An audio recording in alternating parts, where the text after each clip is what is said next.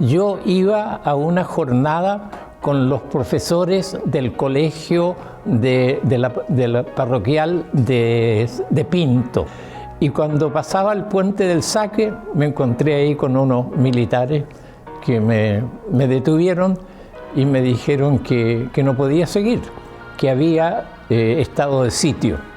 Me acuerdo que tomé mi auto y al pasar frente a la gobernación, o sea, la intendencia en ese momento, eran cerca de las 8:10, 8:15, vi que llegó un camión con militares.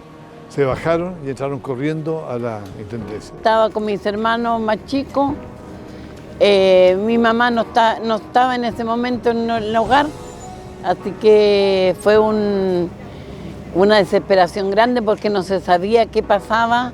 El 11 de septiembre del 73 yo era un estudiante de enseñanza media en la escuela industrial. Cuando llegó el golpe de Estado todo se desorganizó. Y llegué al diario que está ubicado frente a La Moneda a las 8 de la mañana porque me llamó el director. Y bueno, viví todo el bombardeo de La Moneda. Ahí van.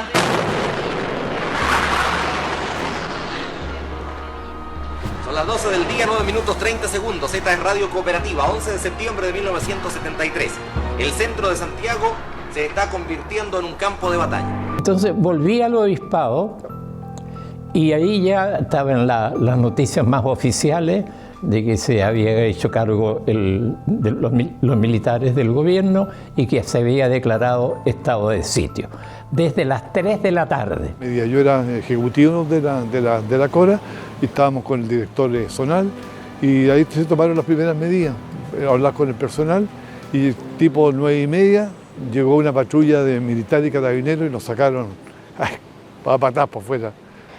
Y después los militares invadieron la nación. Con un tanque, pum, volaron las puertas y entraron y nos tuvieron ahí. Y pasé el resto del día en los subterráneos de la nación. Ahí nos tuvieron detenidos. Y cerca del toque de queda, el oficial nos dice, el que quiere se va. No teníamos idea de lo que pasaba afuera. Lo único que dijo él, hay toque de queda en 15 minutos, el que quiere se va. El director, vivíamos cerca, me dice, Rubí, vámonos. Y nos fuimos. Entonces, me quedé en el obispado. Yo vivía ahí también, en el mismo edificio del obispado. Y desde luego comenzaron a llegar algunas personas con el deseo de ser atendido, de conversar, y era para transmitir que habían comenzado a detener personas en sus domicilios, algunos dirigentes de partidos políticos de izquierda. Yo en ese tiempo trabajaba en un hotel, porque yo estudiaba y trabajaba en la noche como recepcionista. Y seguí trabajando en ese hotel, por supuesto, que estaba ahí en Libertad con Carrera, el Hotel Carrera se llama, hoy día no existe. Al comienzo y durante varios días, en realidad que íbamos respondiendo a las necesidades inmediatas o a los servicios que la gente nos pedía, porque empezaron a llegar esposas de algunos de los detenidos, familiares, y que necesitaban también entre ellos poder ver qué hacer. Entonces les ofrecíamos que se reunieran en lo que era el departamento laboral en ese tiempo. Yo también estaba a cargo del departamento laboral. Y ahí comenzaron a reunirse y un poco a organizarse y a ver ahí qué determinaciones tomar. Primero nosotros no sabíamos qué pasaba con él. No llegaba a la casa ni nada. Demoramos en saber que lo habían matado. Demoramos. Entonces, cuando supimos, ahí fuimos a los obispados de Chillán y expusimos el caso porque no había a quién uno recurrir. Con el miedo no eres capaz ni de ir a poner una denuncia ni nada. Lo mismo que acontecía aquí, lógicamente, estaba aconteciendo en todas las diócesis y desde luego en Santiago. Y en Santiago habían tomado la iniciativa grupos religiosos, no necesariamente católicos, sino que también algunos de iglesias evangélicas, los pastores, algunos dirigentes. Entonces se pusieron de acuerdo con el arzobispado de Santiago y se organizó lo que se llamó el COPACHI, es decir, el Comité Pro Paz en Chile. Entonces, como era vicario, ahí nos hicimos cargo de eso y era lo que se fue llamando después la Vicaría de la Solidaridad. Entonces después comenzaron el año 74, empezaron los consejos de guerra, y en los consejos de guerra entonces el fiscal empezó a nombrar abogados. Y enseguida nos dimos cuenta de que había algunas cosas muy oficiales que había que hacer, como la presentación de algún recurso en los tribunales. Y para eso necesariamente tenía que hacerlo alguien perito en eso, y tuvimos que ponernos en contacto con un abogado que pudiera asesorarnos y ayudarnos. Bueno, yo conocía a Aldo Bernucci desde antes y él nos había asesorado en algunas cosas del departamento laboral, y le pedimos a él que empezara a hacerse cargo también de estas situaciones. Y ahí entonces Monseñor Silva Enrique crea la Vicaría de la Solidaridad, y ahí llega entonces, me acuerdo que, la verdad cosa es que no recuerdo quién fue el sacerdote que vino a hablar conmigo, me dijo, mire, queremos que usted salga. Entonces a mí me dieron una oficina en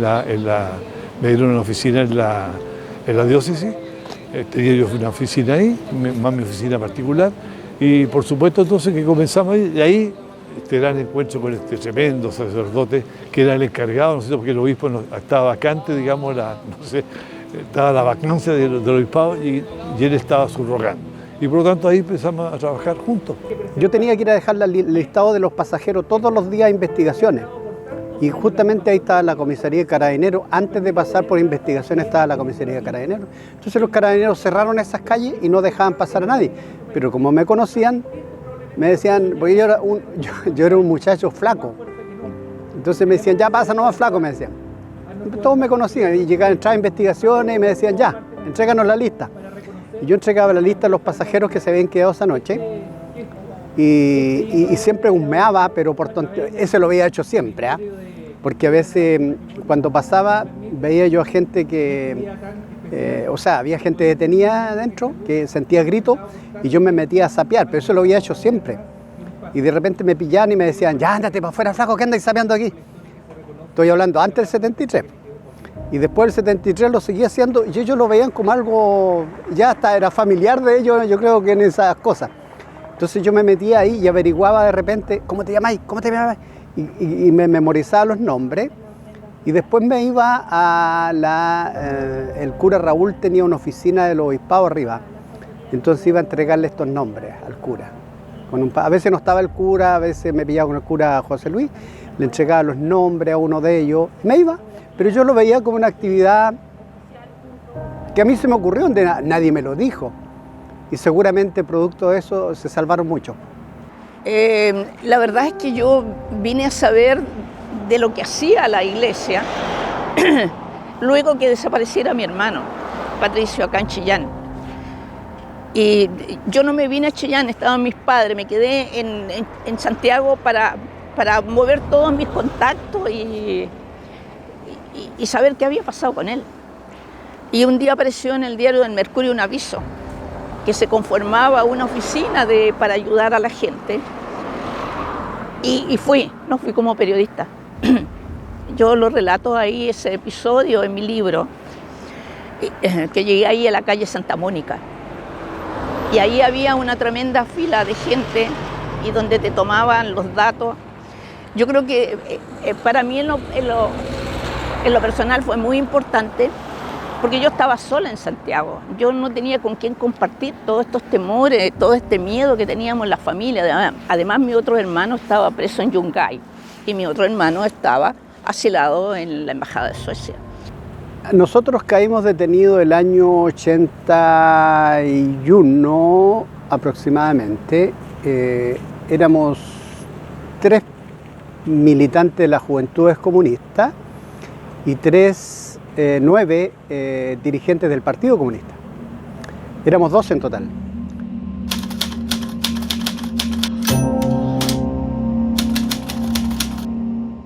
La iglesia tiene que ser acogedora y tiene que ser servidora.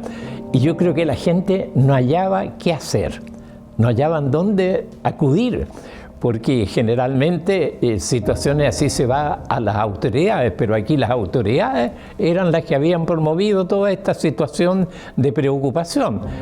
Por eso, naturalmente, la gente acudía a la iglesia. ¿Qué hacemos?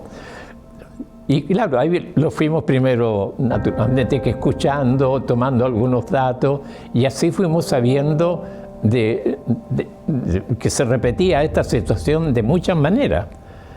También después se vio que era necesario que se organizaran los que habían ido acudiendo, y apareció la necesidad de apoyarlos también materialmente, porque detener a los dueños de casa y quedar sin trabajo, la gente necesitaba lo necesario para subsistir. Entonces se creó de inmediatamente, en conexión con el Departamento de Acción Fraterna, el servicio de Cáritas, sobre todo, para llevar alimentos a las personas. No, extraordinario, extraordinario. Yo creo que hubieron 3 o 4 sacerdotes realmente, encabezados por Raúl, que fueron, digamos, yo entiendo, es decir, ellos fueron como la tabla de salvación de mucha gente. Fíjate que nosotros en un momento dado habían cerca de 800 detenidos en las cárceles, y eso todo lo veía la vicaría. Entonces Raúl también se dio cuenta de esto y comenzó a pedir también algunas más personas, más auxilio. Entonces después tuvimos ya la parte social, con la asistente social Lucía Rojas, que fue una extraordinaria también, una extraordinaria asistente social profesional. También llegaron otra gente como Mario Ulloa, que es profesor, que también llegó a ayudarnos. Estaban 2 o 3 personas más que también llegaron a ayudarnos, y en diversas épocas, digamos. Esto prácticamente duró casi 20 años la vicaría, así que fue bastante tiempo. Nos pasamos un tiempo en la cárcel de Chillán, y ahí el cura siempre nos fue a ver, pues, el cura José Luis era nuestro, diríamos, persona que nos levantaba el ánimo. Junto con Cecilia Morales nos iban a ver, y otros gente de la iglesia, chiquillos de la UC, que se llamaba en ese tiempo, nos iban a ver. Hacían mención a esto. Yo recuerdo, por ejemplo, haberle enviado notas a Cecilia con mis familiares y decirle que nos colocara en ese tiempo la canción de Mercedes Sosa,